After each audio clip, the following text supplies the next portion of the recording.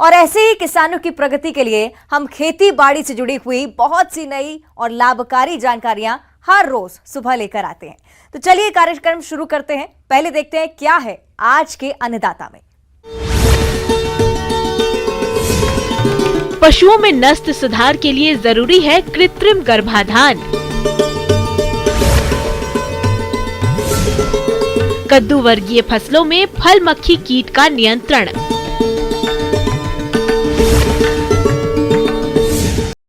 किसान भाइयों, वैसे तो प्रदेश में दुधारू पशुओं के पालन से हर दूसरे से तीसरा किसान जुड़ा हुआ है, लेकिन अक्सर किसान देसी पशुओं को पालते हैं जिनकी दूध उत्पादन क्षमता काफी कम होती है। साथ ही इनमें प्रजनन संबंधी कई समस्याएं भी आती हैं। ऐसे में अगर किसान भाई इन दुधारू पशुओं का कृत्रिम गर्भाधान करवाएं तो न केवल उन्नत नस्ल के पशु मिलेंगे बल्कि दुग्ध उत्पादन क्षमता में भी बढ़ोतरी होगी। तो पशुओं में कृत्रिम गर्भाधान के क्या फायदे हैं और इसे कैसे करवाना है, इस बारे में जानकारी दे रहे हैं नाना देशमुख पशु चिकित्सा विज्ञान विश्वविद्यालय जबलपुर की पशु वैज्ञानिक डॉक्टर शिल्पा साहू।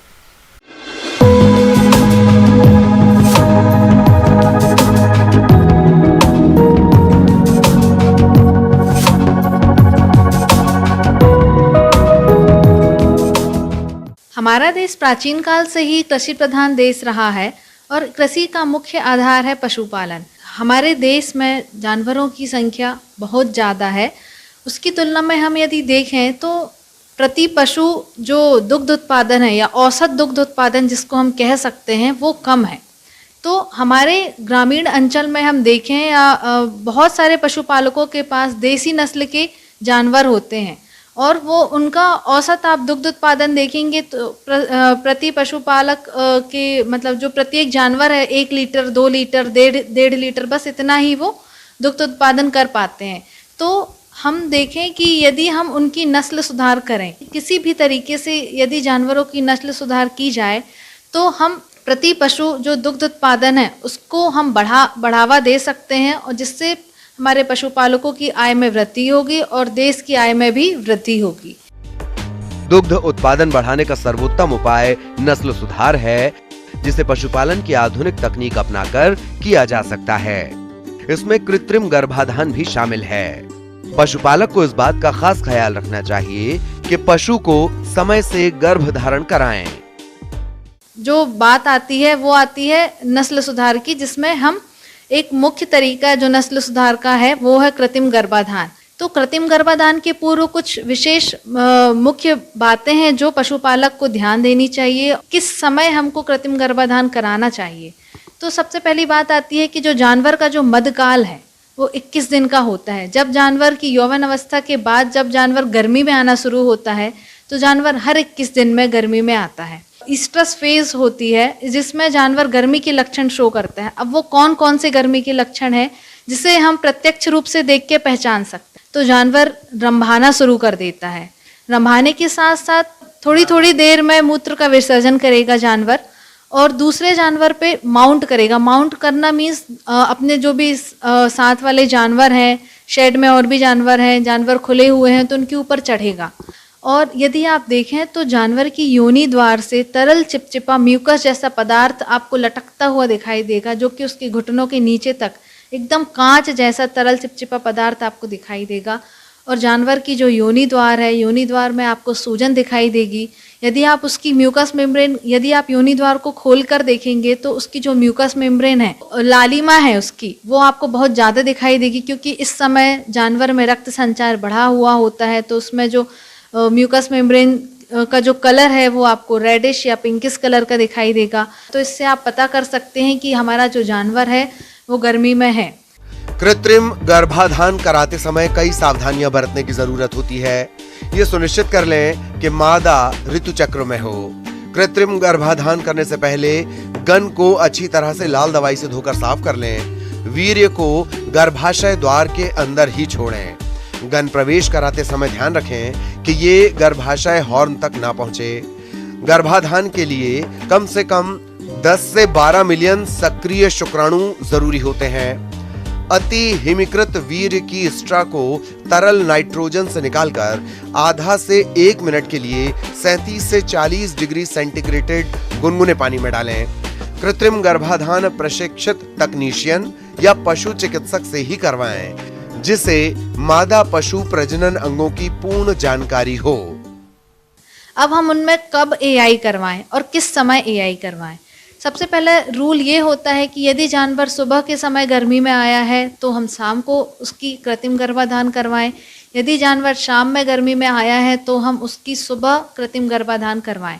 जानवर की गर्मी के आने से 12 से 18 घंटे के भीतर हम एआई करवाएं। इस समय अंडे का विस्फोटन होता है और हम कृत्रिम गर्भाधान के माध्यम से कृत्रिम रूप से जो शुक्राणु है मादा के जननांग में हम प्रवेश करवाते हैं, जिससे निषेचन की क्रिया होती है, भ्रूण बनता है और जानवर थम जाता है, यानी कि गाभिन हो जाता है। ब्याने के बाद 2 से 3 महीने के अंदर दोबारा पशु गाभिन हो जाए और बच्चा देने का अंतर 12 से 13 महीने से ज्यादा न हो। ये तभी संभव है जब गाय भैंस को भरपूर संतुलित आहार मिले और उनकी प्रबंधन व्यवस्था अच्छी हो। गाय भैंस के ब्याने से 2 महीने पहले उसका दूध सुखा देना चाहिए। दूध सुखाने के लिए 15 से 20 दिन पहले से थनों से धीरे धीरे कम दूध निकालें। इस प्रकार से दूध सूख जाता है। इन 2 महीनों में पशु को पौष्टिक दाना मिश्रण देना चाहिए। इस अवस्था में जितनी अच्छी देखरेख होगी उतना ही ब्याने के बाद अच्छा दूध उत्पादन लंबे समय तक प्राप्त होगा। किसान भाइयों, एक दुधारू पशु की दूध न देने की अवधि जितनी कम होगी, पशुपालक के लिए उतना ही फायदेमंद होगा। इसके लिए जरूरी है कि ब्याने के 8 से 12 हफ्ते के अंदर गाय भैंस को दोबारा गाभिन करा दिया जाए। यदि पशु इस अवधि में गर्म न हो तो उसे गर्मी में आने की दवा देनी चाहिए। फिर अगले 9 महीनों तक गाभिन जो गर्भकाल है जानवर का, वो 9 महीने 9 दिन का होता है गाय में, और भैंस में होता है 10 महीने 10 दिन का। इसके बाद जो भी हमने जिस नस्ल की हमने एआई कराई है उसकी जो भी संतति है वो पैदा होती है, जिससे जो आने वाली संतान है वो आगे दुग्ध उत्पादन में उसकी वृद्धि होगी। मान लीजिए कि पशुपालक के यहाँ एक देसी किस्म की गाय है जिसकी कोई नस्ल नहीं है, वो देसी है, और यदि उसने जानवर यदि छोटे साइज का है, यदि आपने जर्सी जो नस्ल है यदि आपने उसका बीज डलवाया है या सीमेन करवाया है तो आपकी जो संतति होगी उसमें 50% जो लक्षण है, जिस भी नस्ल का हमने सीमेन डाला है उस नस्ल की संतान होगी, उसके 50% लक्षण उसमें आएंगे। यदि जो संतान है वो फीमेल या बछिया हुई है, यदि हम फिर से उसमें जो भी हमने जिस भी नस्ल का कराया था यदि हम आगे फिर उसी नस्ल का कराएंगे तो फिर जो 50% की जगह 75%, यदि हम पीढ़ी दर पीढ़ी इसी सुपीरियर क्वालिटी की जो भी नस्ल है उनका हम यदि सीमेन करवाएंगे तो 7 से 8 जनरेशन में 99.9% प्योर नस्ल उनको प्राप्त हो जाएगी, जिससे वो अपने जानवरों का जो समूह है वो इकट्ठा कर सकते हैं, जिससे आगे की जनरेशन में उनको और आगे की अच्छी संतति उत्पन्न होगी और दुग्ध उत्पादन में बहुत वृद्धि होगी।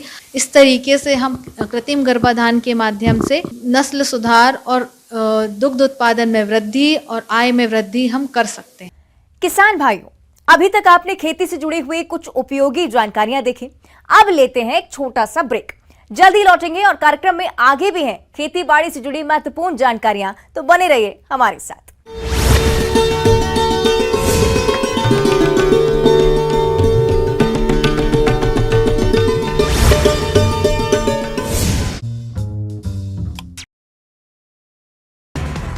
एमपी में थी द केरल स्टोरी की तरह साजिश की कोशिश। सीएम शिवराज का HUT पर बड़ा खुलासा, कहा लव जिहाद और धर्मांतरण को मध्य प्रदेश में बर्दाश्त नहीं किया जाएगा।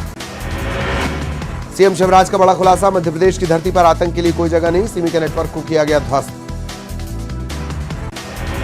भोपाल में जाट महाकुंभ में सीएम शिवराज ने की बड़ी घोषणा, कहा बनाया जाएगा वीर तेजाजी कल्याण बोर्ड। दतिया दौरे पर गृहमंत्री नरोत्तम मिश्रा अंबेडकर की प्रतिमा का अनावरण किया, कहा हमारी योजनाओं से हर वर्ग को मिल रहा लाभ। भोपाल में पैदल सड़क पार कर रहे युवक को कार ने मारी टक्कर, युवक को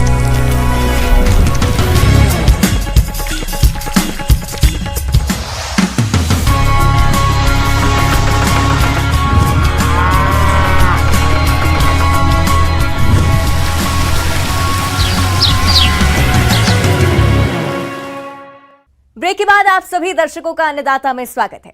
चलिए अब रुक करते हैं अगली कड़ी की ओर।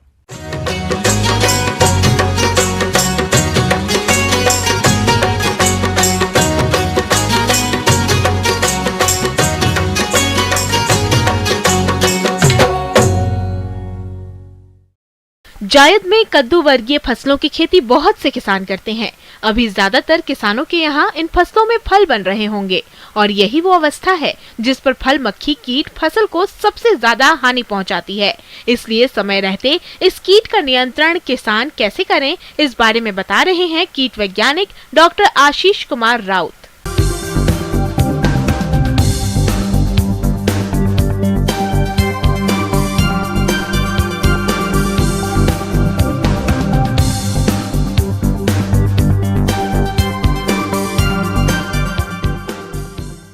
सभी किसान भाइयों को मेरा नमस्कार। आज हम कद्दू वर्गीय फसलों में लगने वाले एक प्रमुख कीट जो कि फल मक्खी बोला जाता है उसको, ये कद्दू, खीरा, लौकी, ककड़ी और करेला, इस तरह का जो पौधा होता है उसको कद्दू वर्गीय फसल कहा जाता है। जो एक फल मक्खी होता है, फल मक्खी का जो पूर्णांग कीट होता है उसका जो पंख है वो पारदर्शी एवं चमकीले होते हैं और घरों में पाए जाने वाले मक्खियों से इसका आकार छोटा होता है। ये मक्खी का जो पूर्णांग कीट है ये फलों के और सब्जियों के सतह पर बैठ के ये सतह का एकदम नीचे जाकर के अंडा देता है, सतह के नीचे। और एक प्रमुख बात है कि ये जहाँ पर भी अपना अंडा देते हैं वहाँ पर सब्जी टेढ़े हो जाते हैं, जिसका बाजार का मूल्य उसका घट जाता है। फल मक्खी कीट मादा कीट कोमल फलों में अपना अंडारोपक गड़ाकर छिलके नीचे अंडे देती है। इन अंडों से पिल्लू निकलकर फल में सुरंग बनाकर फलों के गुद्दों को खाते हैं, जिससे फल सड़ने लगते हैं और टेढ़े मेढ़े हो जाते हैं तथा कमजोर होकर बेल से अलग हो जाते हैं। यह कीट फरवरी से अक्टूबर माह तक सक्रिय रहता है। अंडों से जो निकलते हैं उनको मैगट बोला जाता है। ये मैगट जो है वो फलों के गुदा को वो खा जाते हैं और वो अंदर बैक्टीरिया और फंगस के अटक के वजह से ये फल और सब्जियां सब सड़ जाते हैं और बिक्री के लायक नहीं रहते हैं। अभी जानते हैं कि ये इससे कैसे हम छुटकारा पाएँ। पहला चीज़ है कि हमारा बागान में साफ़ सफाई रखना और स्वच्छता रखना बहुत ज़रूरी है।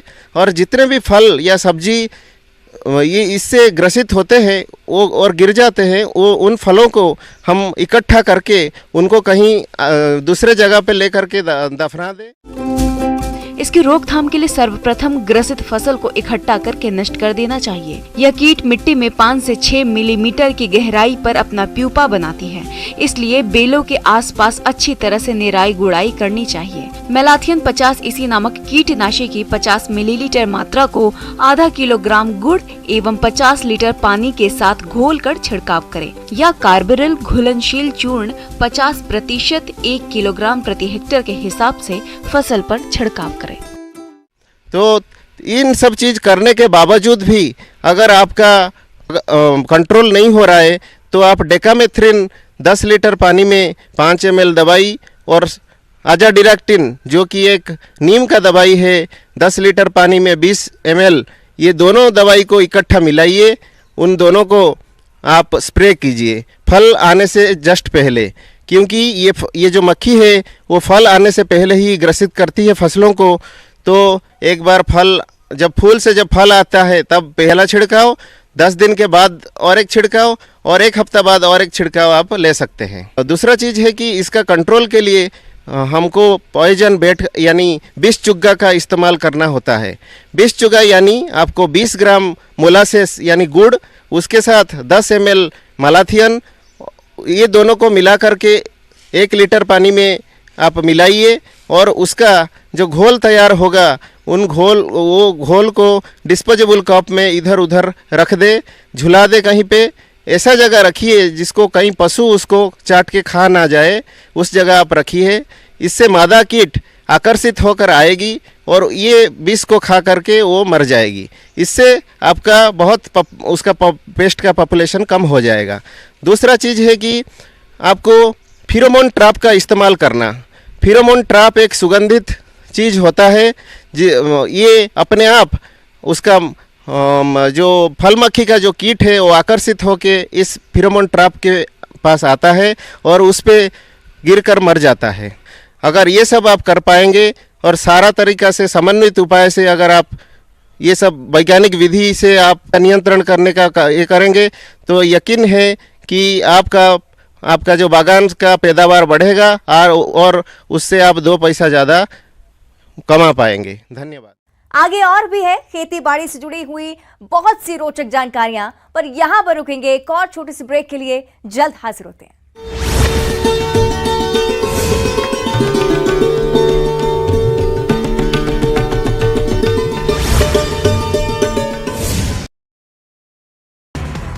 एमपी में थी द केरल स्टोरी की तरह साजिश की कोशिश। सीएम शिवराज का HUT पर बड़ा खुलासा, कहा लव जिहाद और धर्मांतरण को मध्य प्रदेश में बर्दाश्त नहीं किया जाएगा।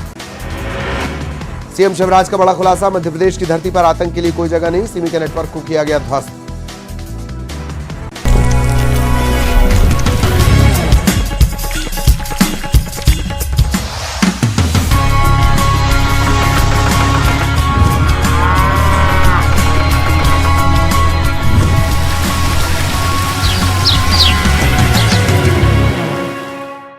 ब्रेक के बाद एक बार फिर से आप सभी दर्शकों का अन्नदाता कार्यक्रम में स्वागत है। बढ़ते हैं अगली प्रस्तुति की ओर।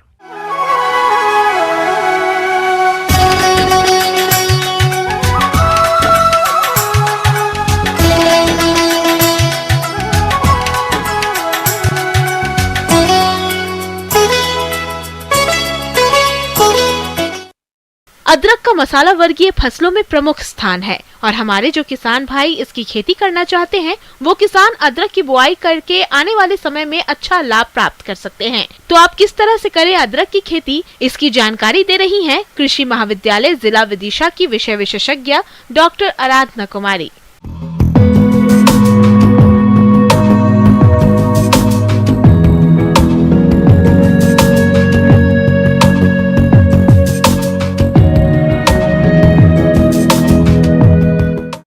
जैसा कि आपको विदित है कि अभी खेती किसानी के समय में बहुत सारे अलग अलग तरह के फसलें लगाई जा रही हैं। आज सोचा है कि अदरक के बारे में उसको कैसे लगाएं, इसके लिए मैं आपको सलाह देना चाहती हूँ। वर्षा आधारित जो फसल होता है, मई के महीने में, मई के शुरुआती सप्ताह में इसको लगाएं। किस्मों के रूप में आप IISR, वर्धा, सुप्रभा, सुरुचि, सुरभि, हिमगिरी, महिमा, रजाता, इन सबको ले सकते हैं। कुछ लोग जो स्थानीय स्तर पर कल्टीवार मिलते हैं उनको भी लगाते हैं, उसमें रियो डी जेनेरो कल्टीवार अच्छा माना जाता है। अदरक की खेती के लिए बलुई दोमट मिट्टी जिसमें अधिक मात्रा में जीवांश और कार्बनिक पदार्थ की मात्रा हो वो भूमि सबसे अधिक उपयुक्त होती है। मृदा का pH मान 5.6 से 6.5 अच्छा रहता है। जल निकास की उचित व्यवस्था होनी चाहिए। उसके बाद भूमि की तैयारी के बारे में हम बात करेंगे। अच्छी जुताई बहुत ज़रूरी है। मिट्टी जो है हमारी अच्छी भुरभुरी होनी चाहिए, क्योंकि आपको पता है कि ये एक कंद फसल है और ये ज़मीन के नीचे ही जाती है, तो मिट्टी जितनी अच्छी भुरभुरी रहेगी इसका आकार उतना अच्छा बढ़ेगा और आपका उत्पादन उतना अच्छा होगा। तो आपको इसका विशेष ध्यान रखना है, मिट्टी को भुरभुरी करनी है, अच्छे से जुताई कर दें। उसके बाद अगर हम लोग खाद और उर्वरक की बात करें तो खाद और उर्वरक जैसे कि 20 से 25 टन पर हेक्टेयर जो अच्छी गोबर की सड़ी हुई खाद रहती है वो देना आवश्यक होता है, क्योंकि ये मिट्टी में जल धारण करने की क्षमता को अच्छा बनाती है। उसके अलावा अगर हम नत्रजन, फास्फोरस और पोटास की बात करें तो 75 किलोग्राम नत्रजन, 50 किलोग्राम P2O5 और 50 किलोग्राम K2O इसको डालना आवश्यक है। आजकल देखा जा रहा है कि जिंक की कमी मिट्टी में पाई जा रही है, तो जिंक की कमी को दूर करने के लिए ज़रूरी है कि आप 6 किलोग्राम जिंक पर हेक्टेयर उसका प्रयोग जरूर करें। बुआई की बात करें तो जो हम लोग कंद लगाते हैं वो 2.52 मतलब 2.5 से 5 सेंटीमीटर तक उसकी लंबाई होनी चाहिए और 20 से 25 ग्राम तक का जो टुकड़ा रहता है वो अच्छा उत्पादन के लिए बहुत अच्छा होता है। अदरक के बीज प्रकंद मध्यम आकार के जिनका भार 20 से 25 ग्राम और 2 से 3 आंखों वाले कंदों का चुनाव करना चाहिए। बीज प्रकंद स्वस्थ, बीमारी व कीट रहित होनी चाहिए। प्रति हेक्टेयर 18 से 20 कुंतल कंद की जरूरत होती है। के आपको पता है कि बच्चों के लिए टीकाकरण करते हैं, उसी तरीके से फसलों में भी टीकाकरण बहुत ही आवश्यक है। इसलिए आप सीड ट्रीटमेंट जरूर करें, बीजों के लिए ट्रीटमेंट करें। कंदों को मैंगोजेब 2.5 ग्राम प्रति लीटर पानी की घोल में या रिडोमिल 2 से 2.5 ग्राम प्रति लीटर पानी की दर से घोल बनाकर आधा घंटे तक उपचारित करें। उसके बाद छाया में सुखाकर कंदों की रोपाई करें। ज़्यादातर जो हम लोग खेती करते हैं वो रेज्ड बेड प्लांटेशन पे करते हैं, मतलब हम लोग समतल जमीन पे ना करके इसके मेड़ बना देते हैं और उन मेड़ों पे इसकी खेती करते हैं। तो 2 मेड़ों के बीच की दूरी जो होती है वो हम कोशिश करते हैं कि 50 सेंटीमीटर के आसपास रखें, और पौधे से पौधे की दूरी जो होती है, जो मेड़ों पे होती है, वो हम 20 से 25 सेंटीमीटर रखते हैं। इस फसल में झपनी करना बहुत ज़रूरी है, यानी कि ढकना, पत्तों से फसल को ढकना बहुत ही आवश्यक है। उसको हम लोग क्या करते हैं कि बुआई के जस्ट तुरंत बाद 10 से 12 टन पत्ते हैं पर हेक्टेयर, उनका प्रयोग करके जो हमारे मेड़ हैं उनको ढक देना चाहिए, क्योंकि ये थोड़ा छाया को चाहने वाला फसल है और डायरेक्ट धूप पड़ती है, इससे इसकी क्वालिटी ख़राब हो सकती है, तो इसको ज़रूर ढकें। और एक और बात ध्यान देने की ज़रूरत है कि खरपतवार की समस्या आती रहती है, और वो जो खरपतवार होते हैं वो हमारे जो मुख्य फसल है उसके साथ कंपटीशन करते हैं, जिसके कारण उसको उसकी जो क्वालिटी होती है वो भी घट जाती है और उनको कम न्यूट्रिशन मिलता है, कम पोषक तत्व मिलता है। तो इसके लिए निराई गुड़ाई करनी पड़ती है। तो जो निराई गुड़ाई करते हैं वो हम लोग 40 से 90 दिनों के बीच ज़रूर कर लें। अगर आप इसके बाद करते तो आपकी उत्पादकता घट जाएगी।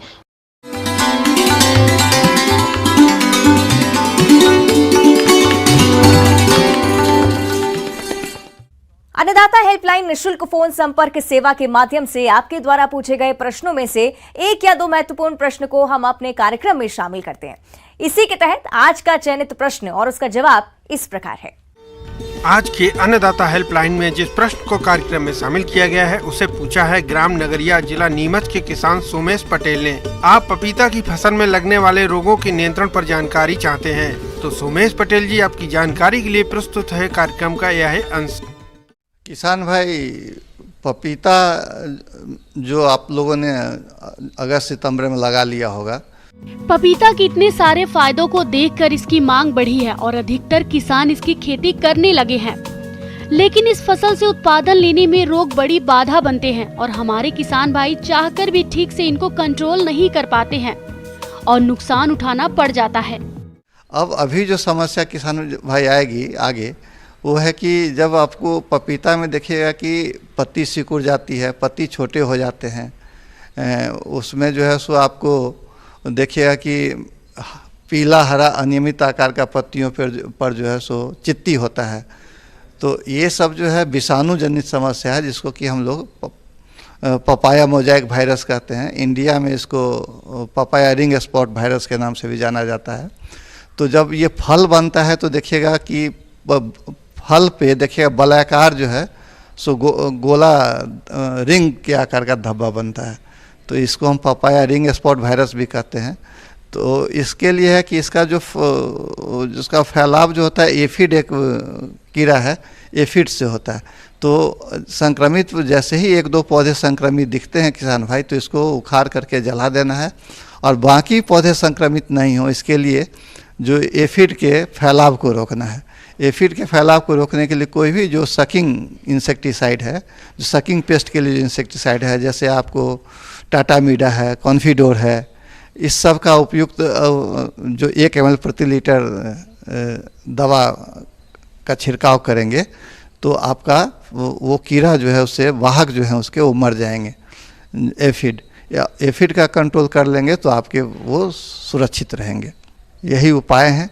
एक जो इसमें वैरायटी है कैरिका कॉलीफ्लोरा, ये वैरायटी जो है सो बहुत रेजिस्टेंट पाया गया है इस बीमारी से इंडिया में। तो इसका अगर आप मिलता है तो उसको लगा सकते हैं, इस प्रभेद को। पपीते का दूसरा खतरनाक रोग है जड़ सड़न, जिसे जड़ गलन भी बोलते हैं।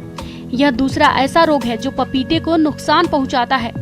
इसमें देखते ही देखते सभी पौधे सूख जाते हैं और उपज कुछ नहीं मिलता है।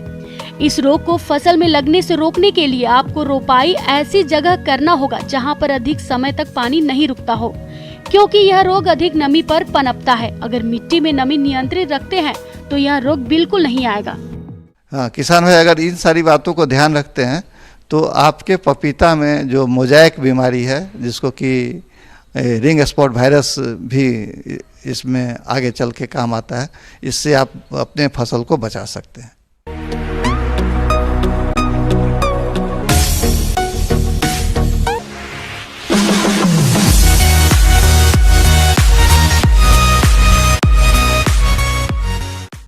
आइए अब एक नजर डालते हैं राज्य के कुछ चुनी हुई मंडियों के प्रमुख फसलों के बाजार भाव पर।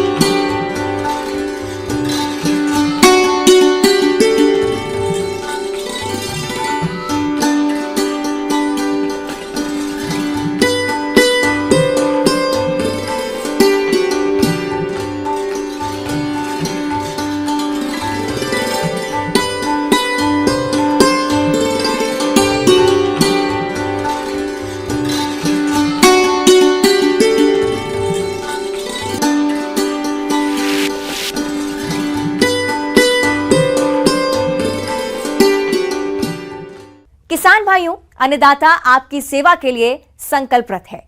कृषि संबंधित समस्या और सुझावों के लिए आप हमें इस पते पर संपर्क कर सकते हैं। प्रोड्यूसर अन्नदाता news 18 Madhya Pradesh Chhattisgarh, Ramoji film city, Hyderabad 501512। साथ ही आप हमें ईमेल भी कर सकते हैं। हमारा ईमेल है p18annadatamp@nw18.com। इसके अतिरिक्त आप हमें निःशुल्क हेल्पलाइन नंबर 1800-889-2163 पर सोमवार से शनिवार सुबह 10 बजे से शाम 4 बजे के बीच संपर्क कर सकते हैं। किसान भाइयों, अब समय हो रहा है आपसे विदा लेने का, तो हमारी अन्नदाता टीम को दीजिए इजाजत। कल फिर आपसे मुलाकात होगी कृषि संबंधित कुछ और महत्वपूर्ण जानकारियों के साथ।